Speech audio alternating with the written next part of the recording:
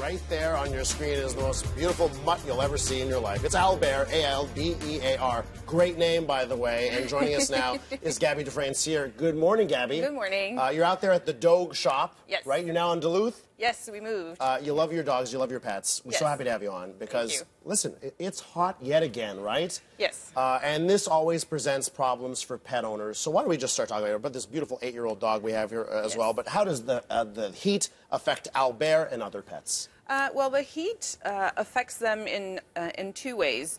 One, it tires them down, and it can dehydrate them very quickly. Dogs only perspire through their feet. So on hot pavement, even if there's no sun, on the hot pavement, that moisture in their feet dries very quickly.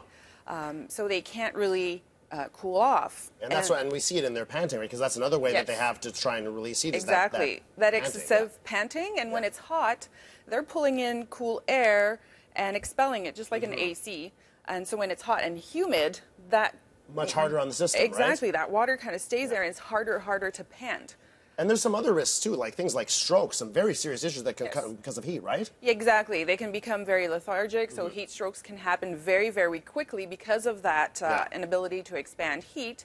But there are certain ways that you can test for dehydration before you get into problems. So tell me about that. What are the signs of a heat stroke? Which like you think about it, we've all been at an event, let's say an outdoor event where we see people suffer heat stroke. Yes. What are the signs in dogs?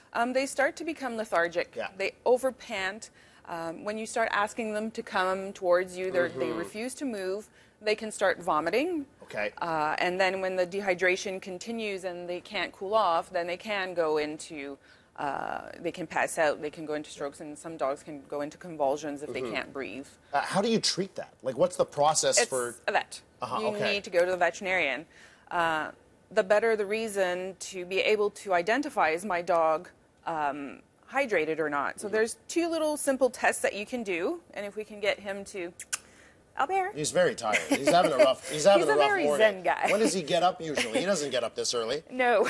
Albert, up. So what we do is we grab the skin behind the shoulders. Yeah. We pinch it a little bit. We pull it up, and if it snaps back into place, they're okay. Okay. Yeah. And you can already see just by walking here how it snaps back. Yeah.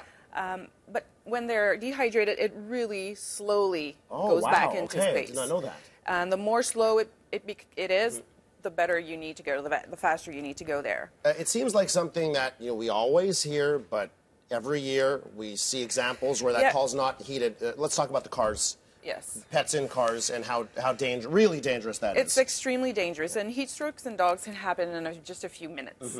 And the heat in the car, the heat builds exponentially. It's like a mini greenhouse that nothing escapes. Oven. Yeah, it's an oven. It's basically an oven, and a lot of people have tested it. Veterinarians have done the test on themselves and how fast the heat goes.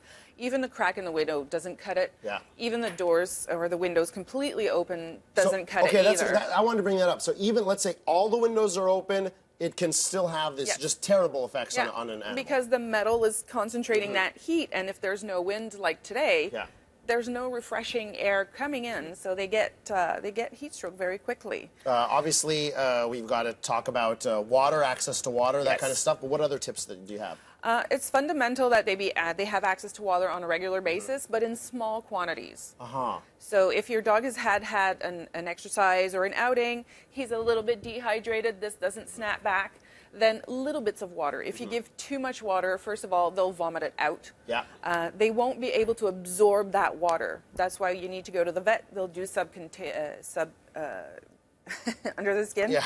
Can't speak this morning. Subcutaneous. Exactly. And so that the skin can absorb the water. And I got to bring this up because we had a tragic story happened just a while back that I read about a dog at the beach on the ocean. Yes. And, let's say you're here in Quebec, but you're going to go out to Maine, or you're going to go somewhere where they have access to the beach. Yes. Spend a lot of time in that water. They're drinking salt water, and that could kill a dog. Salt water, and they can get water in their lungs. If they're playing with the ball is wet, they're grabbing the toy or branch, then they're absorbing a little bit of water each time, and the water in the lung can build up, and then, Can dogs get sunburnt?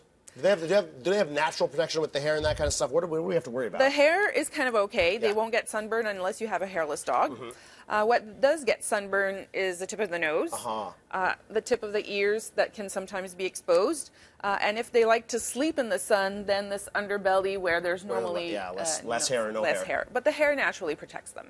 Gaby Dufresne-Cyr is from Dog Shop out there on Duluth near the corner of? Laval. Laval. Perfect. Yes, thanks so much. Come back real soon. Thank you. There, you have an open invitation to be the chill, cool dog that you are. Have you ever seen a cooler dog in your life? Isn't this amazing? We'll be back on BT with Entertainment City. Thanks so much. Thank you. Bye, Albert.